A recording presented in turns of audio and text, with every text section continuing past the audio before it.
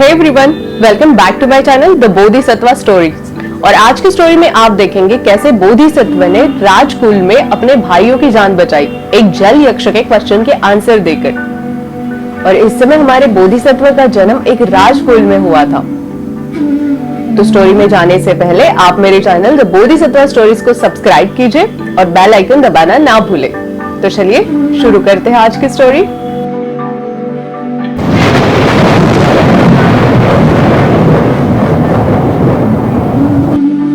देवधर्म। एक राजा के 3 पुत्र थे। सबसे बड़े का नाम माहिंसास, मंझले का नाम चंद्रकुमार और छोटे का नाम सूर्य कुमार था। दोनों बड़े बेटों का जन्म राजा की बड़ी पटरानी की कोख से हुआ था और छोटे बेटे का जन्म दूसरी पटरानी से हुआ था। राजा ने छोटी पटरानी को पुत्र जन्म के अवसर पर प्रसन्न होकर कहा था, भद्रे, तेरे पुत्र को वर देता हूँ। छोटी पटरानी बड़ी महत्वाकांक्षी थी। उसने उस समय केवल इतना ही उत्तर दिया, महाराज, इच्छा होने पर ग्रहण करूंगी। इस प्रकार उसने राजा के वर को अमानत के तौर पर अपने पास सुरक्षित रखा। समय बीतता गया, तीनों राजकुमार बड़े हुए। राजा ने अपनी वृद्धावस्था को देखकर सबसे बड़े पुत्र महिंसास को राजपाट देने की योजना बनाई। इसकी भनक छोटी पटरानी को पड़ गई। उसने एक दिन समय पाकर राजा से कहा, महाराज, आपको याद होगा पुत्र जन्म के समय मुझे आपने एक वर दिया था। अब मैं वो वर मांगती हूँ। मेरे पुत्र सूर्य कुमार को राज्य दीजिए। असहमति की मुद्रा में इनकार करते हुए राजा बोला, प्रज्वलित अग्निपुंज के समान चमकते मेरे 2 और पुत्र हैं। उनके धर्मानुसार अधिकारों का तिरस्कार करके मैं तेरे पुत्र को राज्य नहीं दे सकता हूँ। लेकिन रानी की महत्वाकांक्षा बड़ी प्रबल थी। वह बार बार याचना करती रही। अब राजा को चिंता सताने लगी कि ये मेरे बड़े पुत्रों का बुरा भी सोच सकती है। इसीलिए उसने अपने दोनों बड़े पुत्रों को एकांत में बुलाकर कहा, मैंने सूर्य कुमार के जन्म पर उसकी माँ को एक वर दिया था। अब वह अपने पुत्र के लिए राज्य चाहती है, लेकिन मैं उसको देना नहीं चाहता हूँ। ये स्त्री पापीन है, वह तुम्हारा अहित भी सोच सकती है। इसीलिए मैं तुम्हें सलाह देता हूँ कि अभी तुम जंगल में चले जाओ। मेरे मरने पर आकर अपने कुल के अधीन इस नगर पर राज्य करना। ये कहते समय राजा की आंखें गीली हो गई। पिता की हालत देखकर कुमार भी रोने लगे। राजा ने उनके सिर को चूमा और भारी मन से उन्हें जंगल के लिए विदा किया।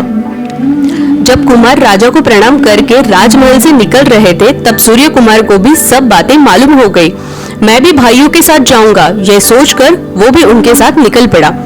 तीनों राजकुमार हिमालय की ओर चले गए। जंगल में माहिंसास कुमार एक वृक्ष के नीचे बैठ गया और सूर्य कुमार को अपने पास बुलाकर कहा, सूर्य, सरोवर पर आओ। वहां स्नान करना, पानी पीना और हमारे लिए भी कमल के पत्तों में पानी लेकर आना।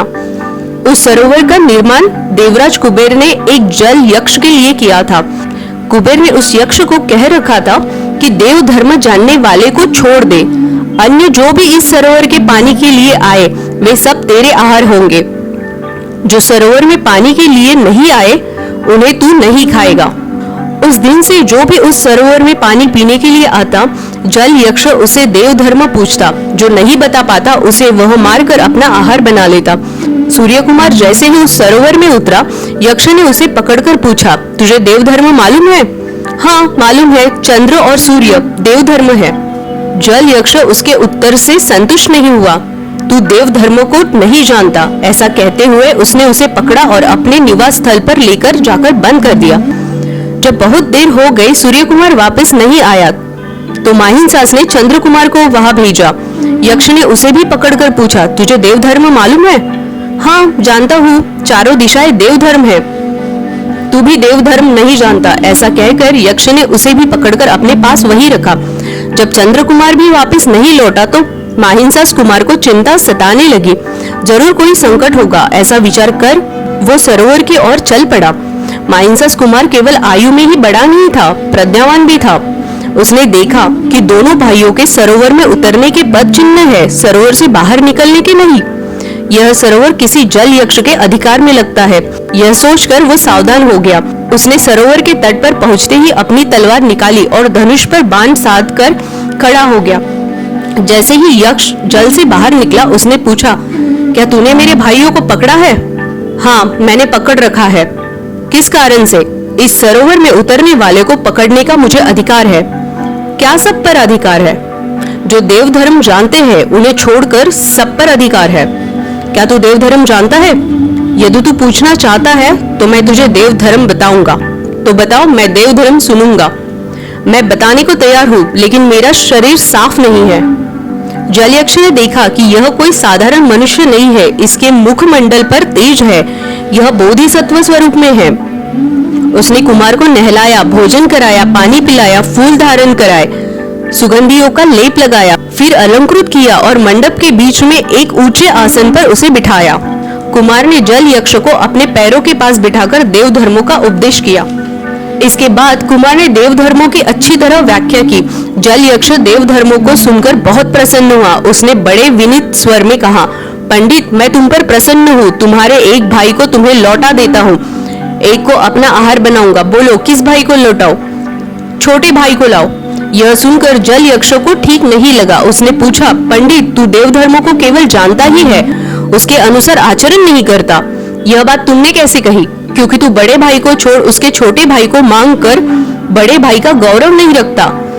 यक्ष, मैं देव धर्मों को अच्छी तरह जानता हूँ, उसके अनुसार आचरण करना भी जानता हूँ। इसी छोटे भाई के कारण हमने वन में प्रवेश किया है। इसी के कारण हमारे पिता से इसकी माँ ने राज्य मांगा। हमारे पिता ने उसे न वर दिया और न राज्य, किंतु हमारी रक्षा के लिए हमें वनवास की आज्ञा दी। इसीलिए यदि इस छोटे कुमार को बिना साथ लिए हम घर लौटेंगे और कहेंगे कि उसे जंगल में एक यक्ष ने मारकर खा लिया, इस बात पर कोई विश्वास नहीं करेगा। इस कारण निंदा के भय से भयभीत मैं उसी छोटे कुमार को मांगता हूँ। साधु साधु, पंडित, तू सचमुच देव धर्मों को जानता है, तू उसके अनुसार आचरण करना भी जानता है। मैं तुमसे बहुत प्रसन्न हूँ। ऐसा कहकर जल यक्ष ने उसके दोनों भाइयों को लौटा दिया।